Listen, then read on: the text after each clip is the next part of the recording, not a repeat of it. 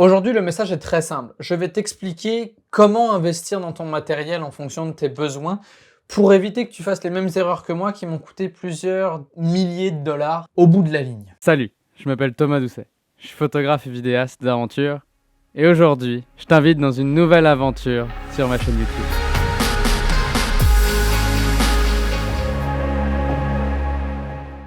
Hey, c'est Thomas, aujourd'hui on se retrouve pour une nouvelle vidéo où j'avais envie de vous expliquer mon avis sur comment investir dans du matériel vidéo. Cette vidéo-là est vraiment dédiée uniquement et purement au matériel vidéo parce que en faisant du documentaire, en faisant de la vidéo en règle générale, on se retrouve avec énormément de petits trucs en plus à rajouter par-dessus la caméra. C'est pas comme en photo où on a quasiment entre guillemets juste un boîtier, une lentille, une batterie, une carte SD. Non, là on peut se retrouver avec des micros, des filtres, un écran, une cage, des batteries pour l'écran, des batteries pour la caméra. On se retrouve avec énormément de possibilités et d'achats pour venir, on va dire, personnaliser, améliorer et augmenter la capacité de notre caméra. Sauf que en investissant comme ça, on se retrouve très facilement à perdre le fil et à avoir moins de fil conducteur sur ce que l'on peut faire. Alors, dans un premier temps, je vais partir du principe que vous avez déjà une caméra et une lentille. Si jamais vous avez une lentille genre 18-55, commencez avec ça, commencez à vous entraîner avec ça et comprenez, on veut dire, les fondamentaux du cadrage, que ce soit l'importance d'un plan large, l'importance d'un plan moyen et d'un plan serré, comment vous pouvez l'améliorer. Je pense, très honnêtement, et là mon avis est très controversé, on va dire, par rapport à la tendance du moment, qu'un stabilisateur 3 axes genre gimbal ou steadicam est extrêmement surcoté. Pour vous donner un ordre d'idée, je viens de finir mon prochain documentaire qui est un documentaire sur le Tour de la Gaspésie, quelqu'un qui a couru le Tour de la Gaspésie, un périple de 600 et plus kilomètres. Et ce film-là, je l'ai entièrement filmé avec ce setup-là. Le Canon EOS R3, en fait différentes lentilles, notamment la 24-105, la 70-200, un micro que je venais brancher directement dans la caméra, et c'est tout. 99% de ce tournage-là, qui est un film de 30 minutes, ont été tournés uniquement avec un setup aussi simple que ça. Dans un premier temps, si vous avez un bon boîtier, qui fait de la vidéo, c'est parfait. Essayez de trouver un moyen de rendre, si jamais votre caméra ne le fait pas déjà de base, de rendre l'écriture de votre fichier avec le moins de manipulation possible, c'est-à-dire avec le moins de contraste, de saturation possible. Il existe énormément de tutoriels, et à mon avis, il y en a même un pour n'importe quelle caméra, sur comment shooter dans un profil que nous, on appelle flat. Pourquoi je vous dis de faire ça? Parce qu'en investissant quelques temps, parce que ça vous coûte rien, vous allez vous retrouver avec un fichier qui est beaucoup plus flexible et vous allez même augmenter un petit peu la plage dynamique de votre boîtier. Pour ceux qui ne savent pas ce que c'est que la plage dynamique de votre boîtier, la plage dynamique, c'est à quel point votre caméra est capable de lire dans les hautes lumières et à quel point elle est capable de garder de l'information dans les basses lumières, et le tout sans boucher les noirs ou sans exploser les blancs. Ça, c'est le premier geste que vous pouvez faire pour venir améliorer votre setup. Dans un second temps, et là pour le coup, c'est on va dire la première étape, investissez dans un bon micro. Un micro, ça va vous durer des dizaines et des dizaines d'années. J'ai un micro que j'ai avec le Rode Video Micro, ça a été mon premier micro que j'ai acheté à l'époque où je faisais de la vidéo de mariage et autres. Quand je l'ai acheté pour 50 € sur Le Bon Coin, qui est un site un peu comme Kijiji. Il me sert encore aujourd'hui, je m'en sers toujours, et pas parce que je n'ai rien d'autre, au contraire j'ai un micro XLR, j'ai du matériel, mais c'est juste que ça marche. Et puis c'est tout.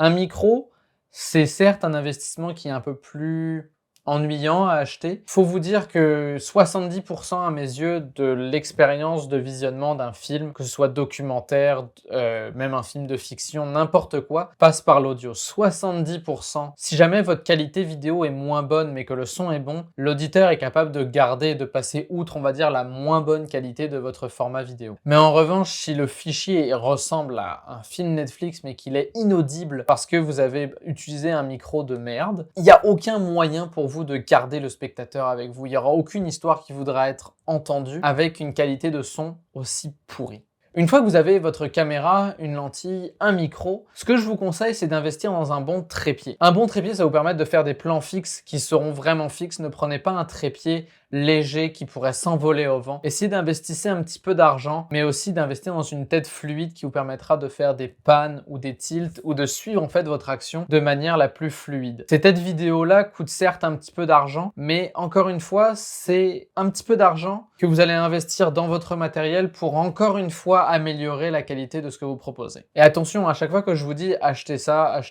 vous voyez que je ne cite absolument aucun nom de matériel. Pourquoi? Parce que à mes yeux, le matériel, c'est sensiblement la même chose. Je ne vous donnerai pas de référence dans cette vidéo-là parce que je veux pas que vous vous disiez « Oh, il a cette tête de trépied-là, par exemple. Il faut absolument que je prenne la même. » Non, il y a des options qui sont certes moins chères, mais qui vont moins répondre à mes besoins, mais qui répondront à vos besoins parfaitement. Moi, il faut savoir aussi que je fais de la photo et de la vidéo d'aventure avec du documentaire.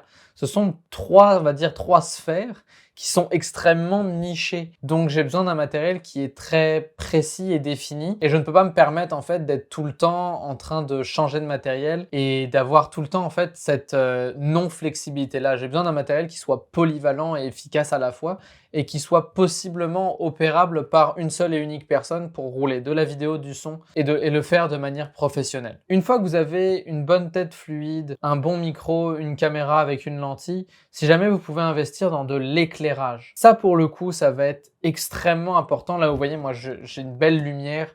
J'ai une énorme softbox de 80 cm. Mais vous n'êtes pas obligé de faire ça. Achetez des panneaux LED assez puissants. Trouvez-vous un rideau de douche. Vous n'avez pas besoin que ce soit forcément extrêmement professionnel. C'est sûr que en investissant dans du matériel dédié à ça, ça va vous permettre de, par exemple, ajouter ce qu'on appelle un nid d'abeille qui va éviter d'avoir trop de faire baver en fait trop la lumière sur votre fond. Mais aussi, en ayant, on va dire, un éclairage en 2 points, vous allez pouvoir faire votre keylight comme j'ai là et même une backlight qui va venir vous séparer de votre fond. L'éclairage en vidéo, c'est extrêmement important. C'est tout autant important en photo qu'en vidéo.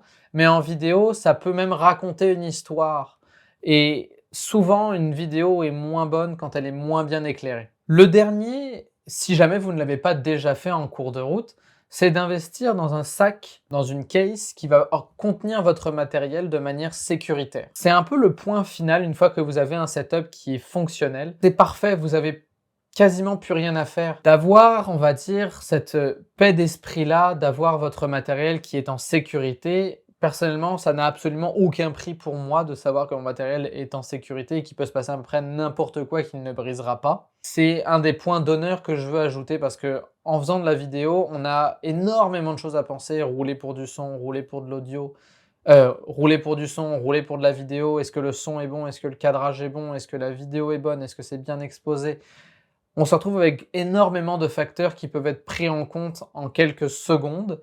Que le plus de liberté d'esprit que vous pouvez vous offrir, le mieux vous allez être. Et voilà, c'est tout pour cette vidéo. J'espère que vous aura plu. Si jamais c'est le cas, n'hésitez pas à mettre un like, à la commenter ou même à vous abonner à la chaîne. Ça me ferait extrêmement plaisir. On est de plus en plus. Sur ce, je vous dis faites de bonnes photos, faites de bonnes vidéos. À la prochaine. Ciao tout le monde.